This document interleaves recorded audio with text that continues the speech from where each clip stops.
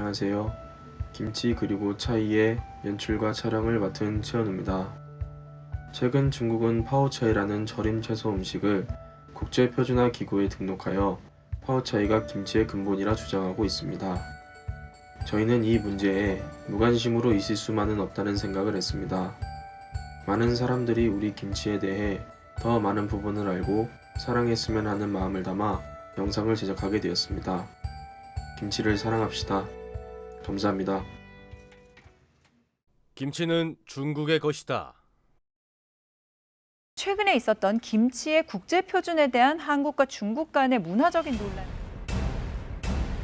최근 중국의 파오차이 제조 방식이 국제 표준이라는 ISO의 승인을 받았고, 중국은 김치가 중국 중부의 향토 음식인 파오차이에서 비롯된 것이라 주장하고 있다. 갑작스레 등장한 파오차이 때문에 김치의 종주국인 한국과 중국의 눈치 싸움이 계속되고 있다.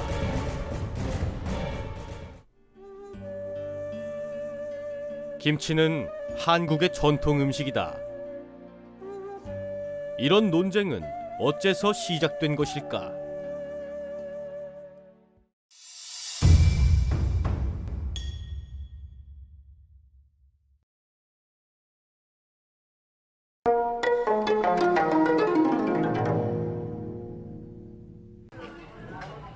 중국 문화를 쉽게 접할 수 있는 곳, 대림중앙시장. 우리는 이곳에서 파오차이를 구해보려고 했다. 중국식 파오차이 찾고 있거든요. 아, 없어요? 아, 이거는 짜사이 같은 거예요? 그냥 피클 같은 거? 중국식 파오차이 있나요? 파오차이요? 네. 짜사이 말고 파오차이. 파오차이는 없어요. 그러나 파오차이라는 음식이 생소한 만큼 이를 구하는 것은 쉽지 않았다. 심지어 한국 김치를 파오차이라고 알려주는 중국인 상인이 더 많았다. 파오차이를 구하지 못한 우리는 중국 포털 사이트 검색을 통해 파오차이를 직접 만들어 보았다. 그 레시피는 간단했다. 끓인 물에 소금, 설탕, 식초를 넣고 섞는다. 섞은 물에 깍둑썰기한 각종 야채를 넣어주기만 하면 완성된다. 파오차이 같은 경우에는 소금 물에다가 침지하는 거거든요. 그래서 파오라는 게 물에다가 담근 요리법을 얘기를 하고요. 그걸 만들 때 발효가 이상하게 일어나지 않도록 하기 위해서 일단 끓인 물에다가 산초라든지 계피라든지 정향 같은 그런 향신료를 집어넣고 이상 발효가 나지 않도록 하는 게 가장 핵심이에요. 무엇보다도 국물채로 먹지를 않죠. 이거는 안에 있는 건더기만 먹는 것이고. 최대한 발효가 일어나지 않아야 하며 국물은 먹지 않고 건더기만 먹는 것. 파오차이는 오히려 피클과 닮아 있었다. 절임 야채에 가깝게 먹어요. 왜냐하면 다른 걸 많이 해요. 새우젓 하고 다른 우리처럼 이렇게 여러 가지 젓갈을 안 써요. 재료 자체가 다르기 때문에 김치와 파오차이는 다른 음식이다. 네. 그렇다면 우리가 매 끼니 김치를 먹는 것처럼 중국인도 파오차이를 자주 먹는 것일까? 아니요, 잘 못 봤어요. 사천 쪽 사람들은 먹는다고 듣기는 들었는데, 대부분 중국 사람들은 파오차이라고 하면은 한국식 그 김치를 말하는 걸로 다 알고 있어요. 중국어에서 김치라는 단어를 이제 처음 배울 때 파오차이라고 하거든요. 근데 이제 파오가 절이다란 뜻이고, 차이가 채소라는 뜻이에요. 그래서 절임 채소가 되는데 외국인들한테 영어로 떡을 소개할 때 라이스 케이크라고 하잖아요. 그거랑 비슷한 맥락 같은데요? 원래 파오차이는 피클과 비슷한 절임 채소이지만 중국의 문화 통치식 교육으로 인해 오히려 한국식 김치를 파오차이로 알고 있는 중국인들이 더 많다는 것이다.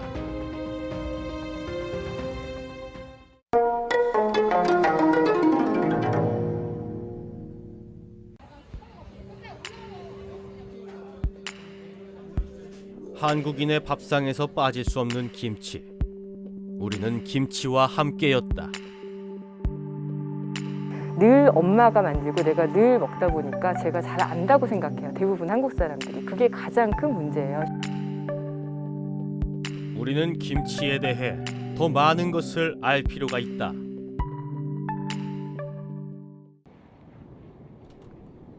김치의 역사는 고려시대로 거슬러 올라간다. 이규보의 동국 이상국집을 보면 고려시대의 김장 관습을 엿볼 수 있다.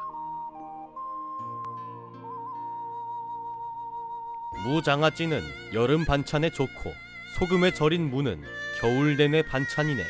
땅속에 뿌리는 날로 커지고 설이 맞은 후에 수확하여 칼로 베어 맛보면 배 같은 맛이네. 고려시대는 고춧가루가 들어오기 이전의 시대로 당시의 김치는 현재의 김치와는 조금 다른 모습이었다. 소금에 절여진 채소가 채소 자체에서 나온 물에 잠긴 상태가 되어 이를 침채라 부른다. 때문에 당시 김치의 명칭은 침채였고 시간이 흘러 우리에게 익숙한 이름인 김채로 변형되었으며 임진왜란 직후 고춧가루가 유입되면서 현재의 김치에 이르게 되었다. 우리나라에서는 농경 문화 시작이 신석기부터 된 걸로 알고 있기 때문에 한 3,000년 전 그때부터는 적어도 먹기 시작했을 거라고 보고 있어요. 현재와 같은 김치 그런 형태, 양념이 많이 들어간다든지 물김치의 형태는 고려시대 이후부터 좀 정착이 돼서 많이 먹기 시작한 것 아닐까 추정하고 있습니다. 파오차이와 가장 다른 특징인 발효. 김치는 발효의 산물이다.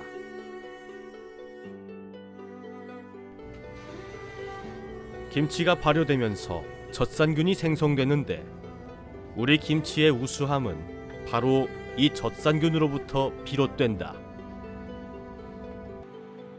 젖산균은 발암물질 생성을 억제하는 효과가 있고 김치가 발효되는 과정에서 여러 가지 비타민 B군을 발생시켜 비타민 함량을 2배 가까이 높여준다.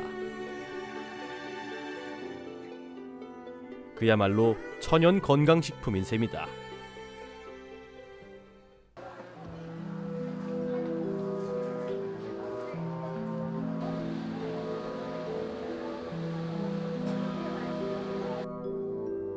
이러한 김치를 향해 중국은 은밀하게 다가오고 있었다.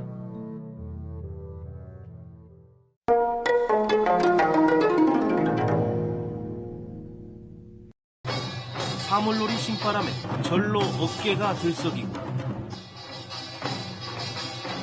중국은 김치뿐 아니라 한국의 여러 문화가 중국에서 시작된 것이라고 주장해왔다.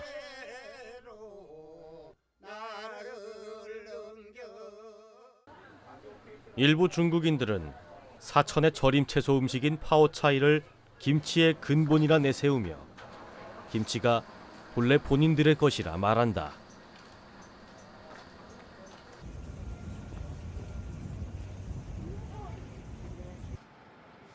이 문제를 바라보는 외국인들의 생각은 어떨까?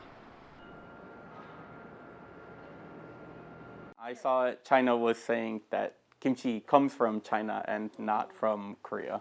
Kimchi is from Korea. I know that. Yeah. I think many people know that, so I don't know why suddenly China wanted to say it's from them. Theo tôi nghĩ ấy, cái cuộc tranh luận này ấy là người Trung Quốc hình như là có hiểu sai về vấn đề này. Và kim chi là món ăn truyền thống của Hàn Quốc và cái cuộc tranh luận này nghĩ là không đúng. 사실 중국 사람들도 김치가 한국 음식인 건 다 알고 있어요. 해외 인지도 조사를 해보면 동아시아뿐만 아니라 이 동남아시아도 그렇고 미국이나 유럽도 김치가 한국 음식인 건 다 알아요. 김치는 세계에서 가장 유명한 한국 음식이었다. 그러나 세계인의 인식과는 별개로 한국의 중국산 김치 소비량은 꾸준히 늘어나고 있다. 실제 한국의 농식품 수출 정보 통계를 보면 우리나라에 들어오는 중국산 김치의 수입량은 수출량의 약 10배가 넘는다. 반면 한국 김치를 중국으로 수입할 때 파오차이라는 이름을 사용해야만 중국은 수입을 허가한다. 중국의 이런 행동에 우리 국민들이 무관심으로 대응하다가 김치의 근본적인 정체성에 혼란이 올 수 있다는 전문가의 의견이 있다. 이런 상황에서 우리는 과연 어떻게 대처해야 할까? 현재 정부에서는 식당들이 국산 김치를 애용할 수 있도록 여러 가지 대안을 제시하고 있으며 정부 또한 매년 11월 22일을 김치의 날로 지정해 그 취지에 맞는 행사와 교육 그리고 홍보를 실시하고 있다.